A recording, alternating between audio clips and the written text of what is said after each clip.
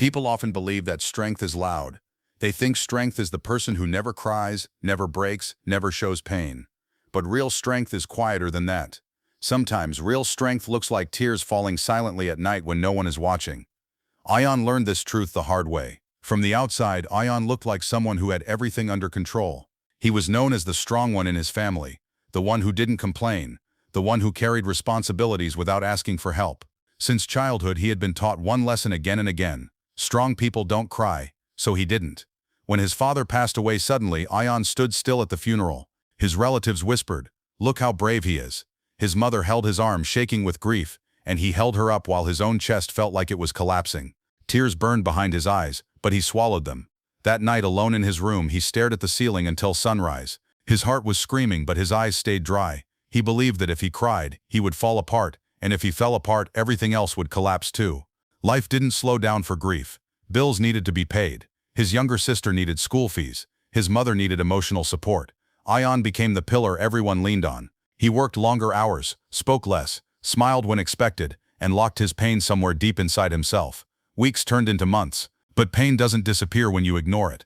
It waits. One evening, after another exhausting day, Ion sat alone in a bus returning home. The city lights blurred past the window. For no clear reason, his chest suddenly felt heavy. His breathing became shallow. His hands trembled. He told himself, "Not now, stay strong." But his body didn't listen. Tears rolled down his face, quietly, uncontrollably. He quickly wiped them away, ashamed, looking around to see if anyone noticed. A stranger sitting nearby glanced at him, then looked away respectfully. That moment should have passed, but something inside Ion cracked open. That night, the tears didn't stop. He cried for his father. He cried for the childhood he lost too early. He cried for the weight he had been carrying alone.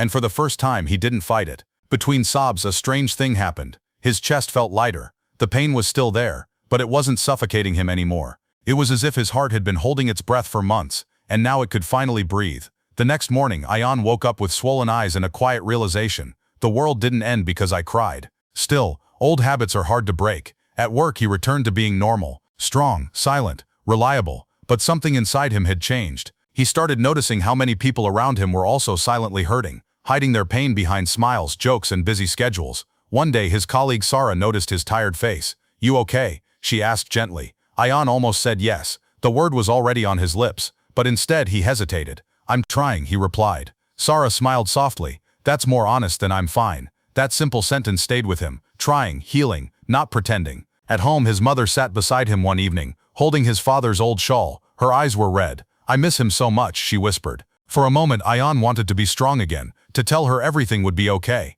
But instead, he felt his eyes fill with tears. "So do I," he said. They cried together. No speeches, no solutions, just shared pain. That night, Ion realized something important. Crying didn't make him weaker for his mother. It brought them closer. His tears didn't burden her. They reminded her she wasn't alone. Healing, he began to understand, is not about pretending you're unbreakable. It's about allowing yourself to feel what's broken so it can slowly mend. But healing isn't instant. Some days, Ion felt strong. Other days, the weight returned without warning.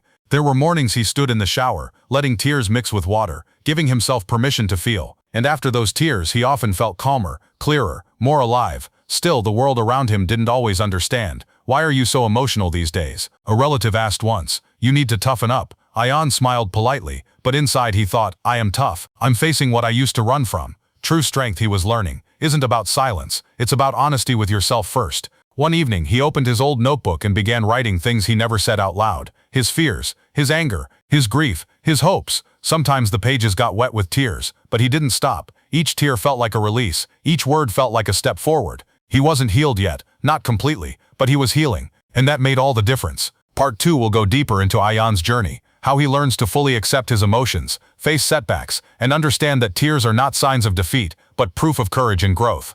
Ayesha learned very early in life how to smile even when her heart was breaking. She learned it the day her father told her, "Strong people don't cry." She was only 9 then, standing in the corner of a small room, watching her parents argue in voices sharp enough to cut skin. Her mother's eyes were red, her father's fists were tight, and when her mother finally broke down and cried, her father walked away in silence. That moment planted a belief inside Ayesha's heart. Tears were shameful. From that day on, she trained herself not to cry. When she fell from her bicycle and scraped her knees, she bit her lips until they bled, but she didn't cry. When her best friend moved away without saying goodbye, she smiled and said, "It's okay." When she failed an important exam despite studying day and night, she locked herself in the bathroom and stared at the mirror until the urge to cry passed. People admired her strength. She's so mature. She handles everything so well. She never complains. What they didn't see was the storm growing quietly inside her. Years passed. Ayesha grew older. Responsibilities heavier. She became the girl everyone depended on, the daughter who never said no, the friend who always listened, the employee who never took breaks. But pain doesn't disappear when ignored. It waits. At 26, Ayesha faced her biggest heartbreak. The person she loved most, the one she trusted with all her dreams, walked away without explanation.